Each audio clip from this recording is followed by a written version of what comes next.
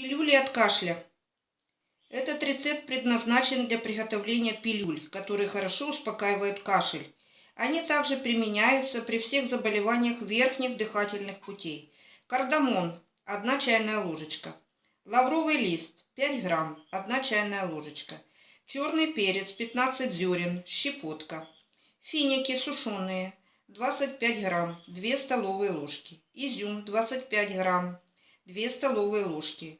Лакрица, корень солодки, 25 грамм, 2 столовые ложки. Все, кроме фиников и изюма, истолките в порошок и просейте через холст, чтобы получился тонкий порошок. После этого раздавите финики и изюм и постепенно добавляя в порошок, приготовьте однородную массу. Теперь добавьте некоторое количество меда, чтобы получилась густая паста. Ее можно хранить в таком виде, а можно скатать в шарики размером с зернышко черного перца.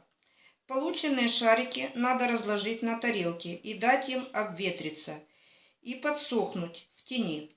В таком подсушенном виде они могут храниться в пузырьке.